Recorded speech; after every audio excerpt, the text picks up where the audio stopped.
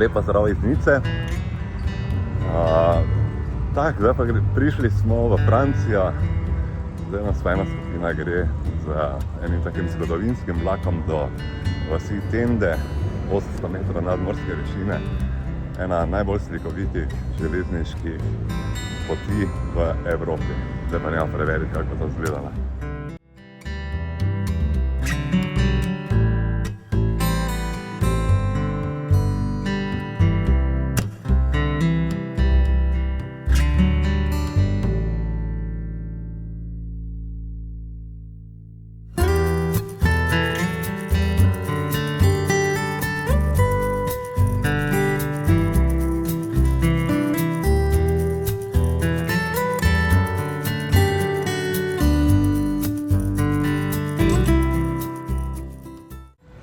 Prvi stavek, ki se ga otroci v šoli naučijo, ko vstopijo v prvem razredu, je: Francija je največja država na svetu.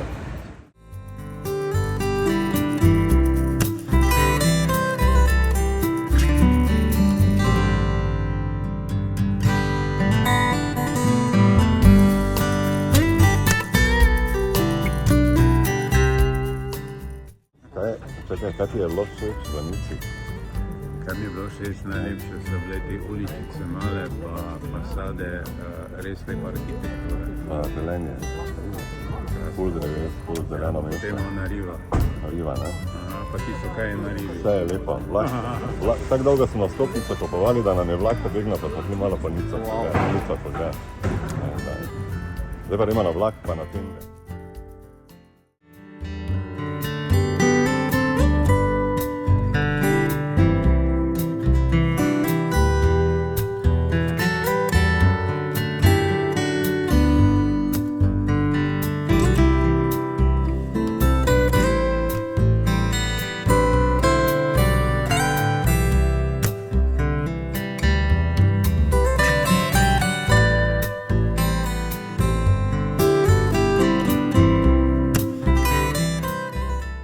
Železniška postaja v Nici, tu za mano, očara že pravzaprav na prvi pogled. Vse krasi čudovita zgodovinska arhitektura v slogu Luisa XIII, ki s prepoznavno kombinacijo rdeče opeke in belega kamna takoj pričara pridih azurne elegance.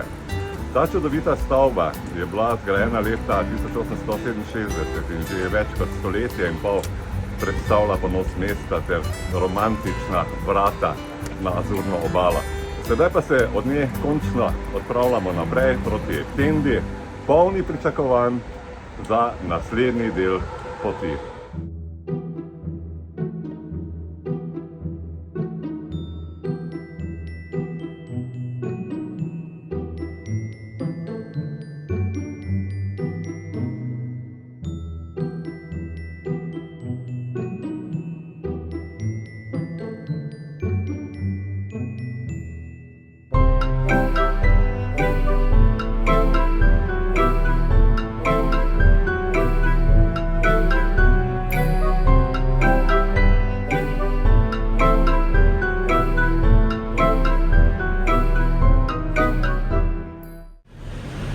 To pa je ta znameniti vlak Train des Marvels.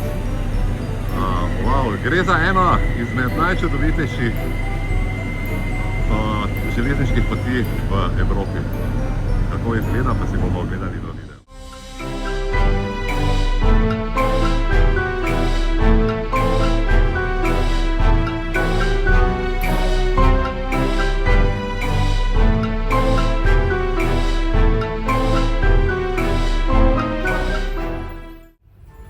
To ni navaden vlak, to je eden najspektakularnejših železniških odsekov v Evropi. 100 km, 2 uri, iz ničle na 800 metrov nadmorske višine. Iz azurne obale naravnost v srce alpskega srednjega veka.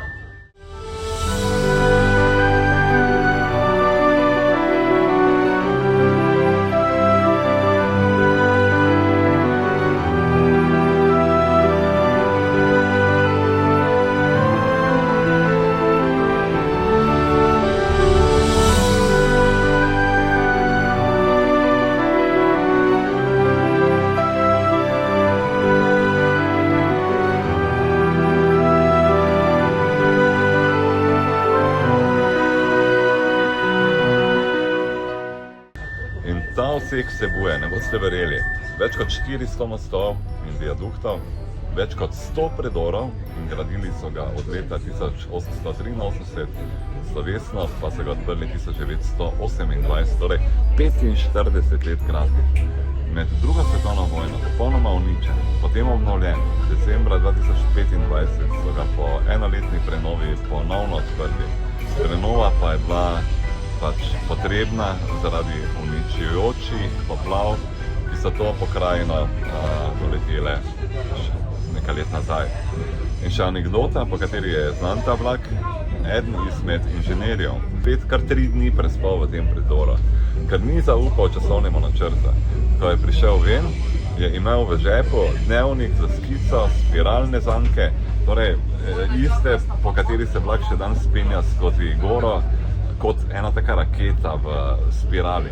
In njegov znani rek se imenuje, če ne moreš čez goro, se zavrti skozi njo. No in on je naredil tak, če znate predstavljati, vlak ne more iti v tako strmino, ampak gre v spirali in potem prije do neke višje točke, kot je potem predtem začel.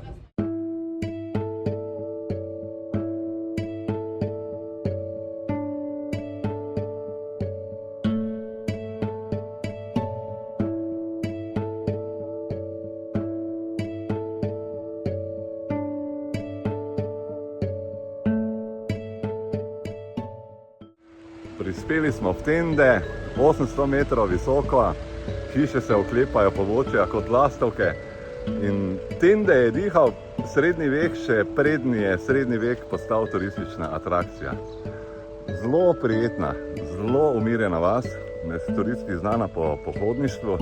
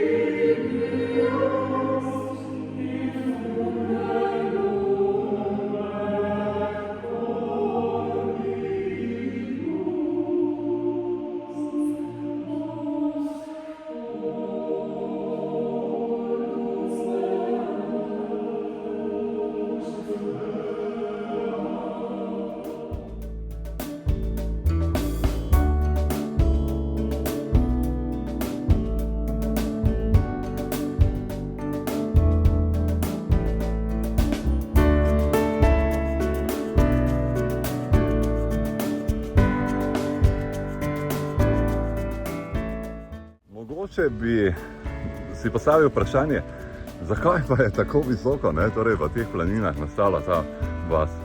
Od srednjega veka do 18. stoletja so mule nosile sol iz Ligurije čez celde Tende v Plemont. In Tende je bila zadnja francoska postaja pred prelazom.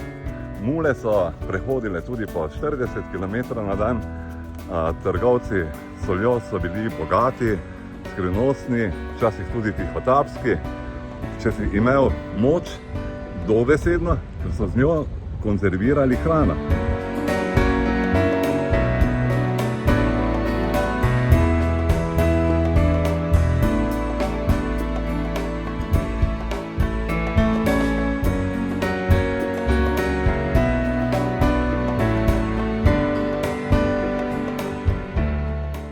Zdaj pa gremo na vlak. Mi še nismo prispeli do končne destinacije in ob tem se postavi vprašanje, kaj je boljše, Ali je boljše potovati ali boljše prispeti. Vlak me že čaka, tako da moram pohiteti. In hvala, ker ste bili v tem videu.